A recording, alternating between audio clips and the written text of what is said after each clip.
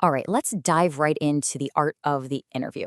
Because for filmmakers, this is so much more than just a simple Q&A session. It's maybe the most powerful tool you have for real cinematic storytelling. We're going to break down the techniques you need to go way beyond just getting answers and start capturing an authentic, compelling story. So, think about it for a second. Every great film, at its heart, has a story. But how do you, the person behind the camera, actually get that story out of someone? Well, the answer, almost always, is by mastering the interview. Here's our game plan for today. We'll start with the art of the interview, kind of the core philosophy. Then we'll get into laying the groundwork and setting the stage. From there, we'll talk about actually directing the conversation, and we'll wrap it all up with the big takeaway for you as a filmmaker. Okay, first things first, and this is crucial. We need a fundamental shift in how we think about this. An interview should never feel like an interrogation where you're just trying to pull out facts. It's a conversation. That's probably the single most important idea to get your head around. And it really all boils down to your intention.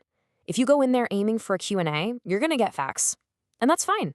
But if you go in aiming for a real conversation, that's when you get the stories, the emotion, the authenticity, all the raw material that makes a film truly unforgettable.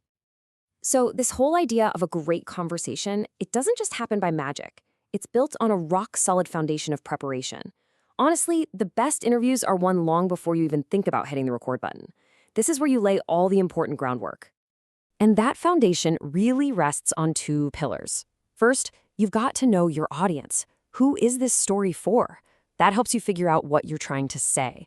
And second, you have to really know your subject. And I'm not just talking about facts and figures. I mean doing the deep research to understand their world. That's how you build trust. So let's just call it what it is, homework. Here's your checklist. You've got to research their story, inside and out. You need to nail down that one core question your film is trying to answer. And you have to start building a genuine connection, trying to find that comfort zone where they feel safe enough to really open up. All right, so the homework's done. Now it's time to set the stage. And this is where things get interesting because it's a bit of a paradox, right? You're actually planning meticulously so that you can create an environment where completely spontaneous, authentic moments can just happen. The process here is pretty straightforward. First, you draft your questions, but you've got to keep them flexible. They're a guide, not a script you have to stick to. Second, plan your opening, that all-important icebreaker. And third, from the moment they walk on set, your focus is on building that human connection. And one of the best ways to break the ice is just to use what's around you. Look around the room. Is there a photo on the wall? A weird little trophy? Ask about it. It immediately shows you're interested in them as a person, not just as a subject. And just like that, you're already starting a story. Okay, the camera is rolling. This is the main event.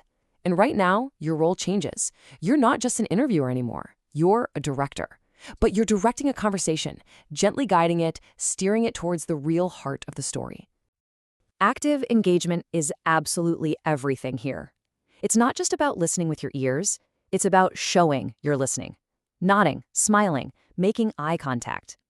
Here's a great tip. Ditch the page full of questions. Just jot down a few keywords. Your main job is to pay attention to the ideas they repeat, or the points they really seem to emphasize. That's where the gold is buried.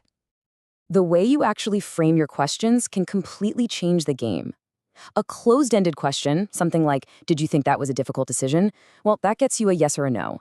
But an open-ended question like, what did you think about when making that decision? That invites them to tell you a story. You're asking for the why behind the what. Now, this whole thing is a delicate balancing act. You got to keep your film's core question in mind. That's your anchor. But you can't be so rigid that you miss an amazing story that pops up out of nowhere. If your subject opens a door to an unexpected detour, you got to follow them through it. You can always steer the conversation back to the main road later. So let's bring this all home. What's the ultimate takeaway? It's a fundamental shift in your goal. As a filmmaker, you are not there to just get a bunch of answers. You are there to get the story. I want you to think of this as your new interview philosophy. Preparation is everything. That connection you build, that's what creates trust. Those open-ended questions, they're the keys that unlock the best stories. And your goal, from start to finish, is always a conversation. So I'll just leave you with this final thought. Every single person you ever put in front of a camera has a story inside of them, waiting to be told. The real question isn't whether they have a story. The question is, are you truly ready to listen?